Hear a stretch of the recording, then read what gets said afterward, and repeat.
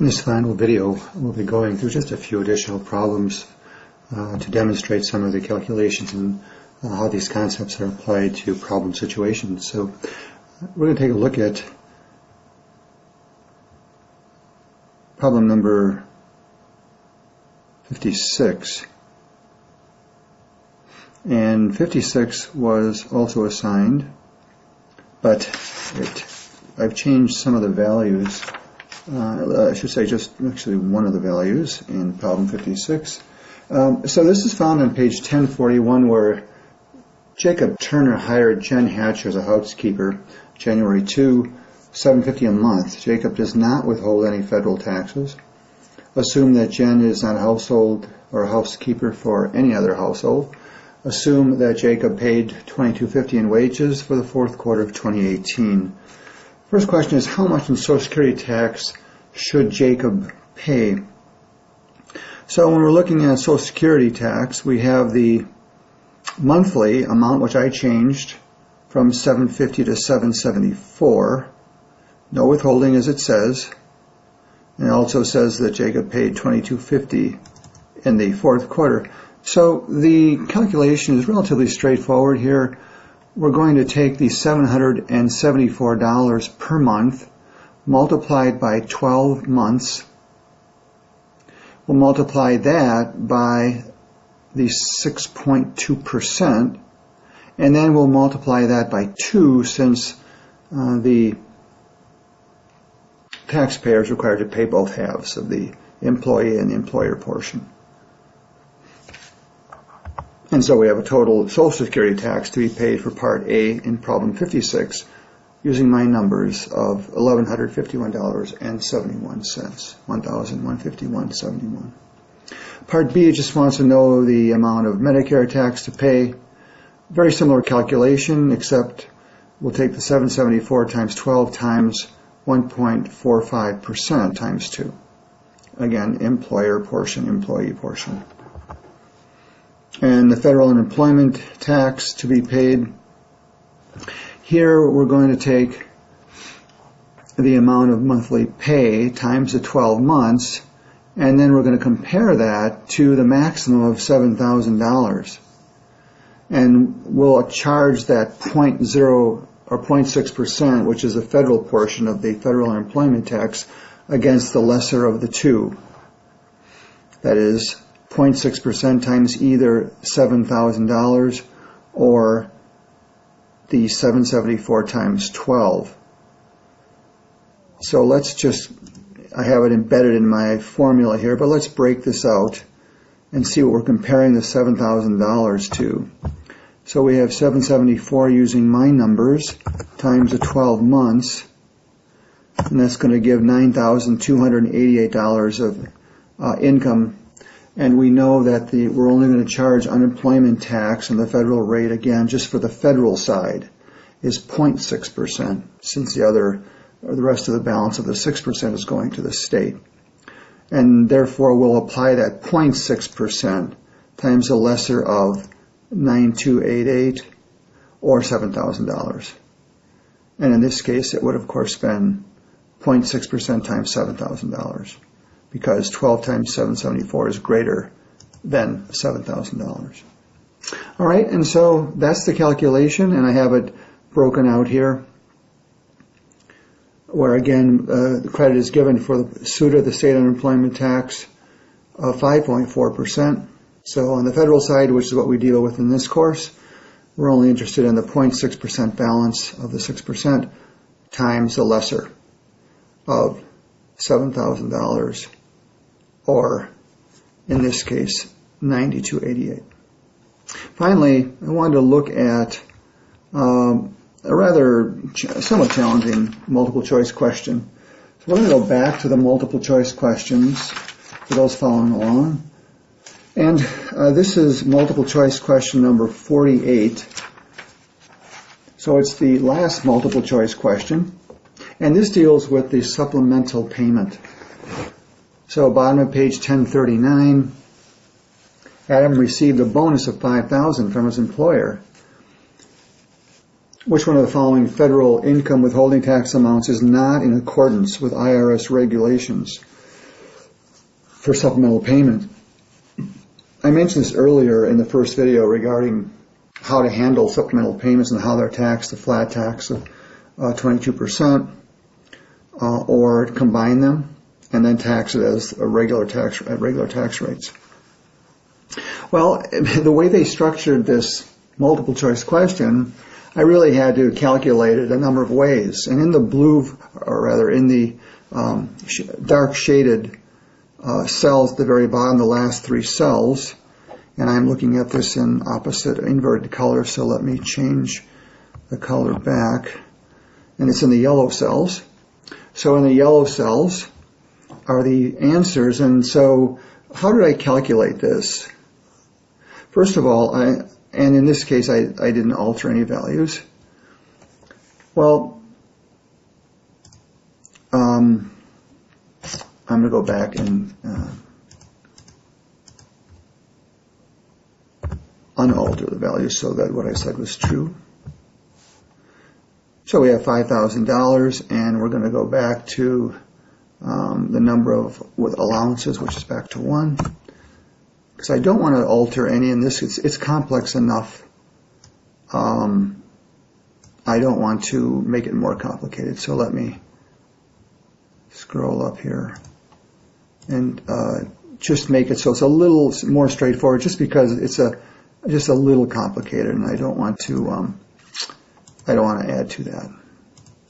So we got now that this is strictly then as it lists in the problem on page 48, so we don't have to worry about any alterations on this particular problem. All right, so bonus is $5,000, biweekly wages of $400, number of allowances claimed 1. There's that flat tax rate, and it's one of the ways of handling the supplemental payment, in this case a bonus. Amount per allowance, we've gone through this, is $159.60 for a biweekly filer. And since it's times 1, we'll stick with $159.60. Amount of regular wages subject to taxation then will be the $4,000 biweekly wages minus the $159.60, which is the amount per allowance. All right, next intermediary calculation I did was the amount of regular wages plus the bonus subject to taxation. So all I did here was add in the $5,000 bonus. So I took the $5,000 plus the $4,000, and then I subtracted the allowance. And again, I'll need that for future calculations. And again, another intermediary calculation in gray. Tax on the wages previously withheld. Again, it's going to be using the percentage method table at the end of the chapter. We went through this before.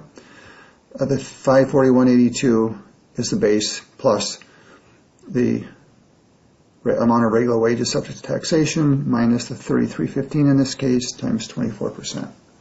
So that's the amount of tax on the regular wages. And they did say that they withheld this amount, that they withheld the taxes. So now we have to look at the methods, and again it was a little bit interesting because I'm trying to correlate my calculations with the answer choices given in A, B, C, and D on the bottom of page 1039. All right, so the first thing I did was I calculated the tax on the bonus only. All right, so that's a flat tax rate of 22%. That's one of the options. And then I multiplied that by the amount of the bonus of $5,000. And so 22% times $5,000, $1,100. So that's one of my intermediary calculations. The last intermediary calculation in gray is tax using method 1B as described in the text. And here we're going to take the 1757.42, which is the base amount, going back again to the end of the chapter to the table, and then we'll add to that the amount of regular wages plus bonus that we calculated earlier minus $7,835, again that's found in the table at the end of the chapter, times 35%. So then this represents the amount of tax on the bonus using the method 1A, and that's on the tax on the bonus plus the income, the regular income. So really what we've done is we've kind of combined, using method 1B, we've combined the tax on the bonus as well as on the regular wages. And that was in cell 106, so that's this amount here, where we combined the regular wages plus the bonus, then just calculated the amount of tax on that. All right, so this is the tax on just the bonus at flat rate of 22%. This is the tax on both the bonus and the regular wages. And since they said that they already took out the tax on the regular wages, then we can start calculating against the alternative listed in the problem. So the tax on bonus after deducting taxes was just my taking the 2109.31, and from that I subtracted the amount of taxes previously withheld of 667.92. Again, that's the total tax minus the amount we already withheld, so we don't pay tax on this 667.92 twice. All right, total tax on everything, bonus and regular wages, minus the tax already paid on the regular wages, means that the bonus tax on the bonus using this method 1B is $1,441.39. So if you look at your answer choices, this actually is the first answer. It's actually answer A. So we know this one's okay, because the question asks which of these is not one of the methods, or not in accordance with IRS rules. So A is okay. The second method, method 2 for taxing all income, combine all income and tax, and we're going to assume that the taxes were not already paid. Well, we did that calculation already. That's just taxing everything, right? Calculating the income tax on the bonus and the regular wages. And since they didn't already pay the 667.92 in this scenario, then that would be just the 2,109.31, which is D, which makes D okay. Then finally, we're going to answer when combining the bonus tax at 22% and the regular wages. So here again, I'm just adding the tax of $1,100 on just the bonus plus this taxes we already paid on the regular wages of $667.92. And that's another method we could use given the scenario that we did not already pay tax on the regular wages. And this happens to be answer letter C. So A, C, and D are okay. That means the answer for number 48 on the bottom of page 1039 would have to be B. That is not a correct method. I do realize this is rather convoluted and complex, but one of the gifts and advantages of videos is you can replay it and go over it as often as you need to. If you have any questions on this particular problem or any of the problems we've discussed or any of the content in Chapter 10, please let me know.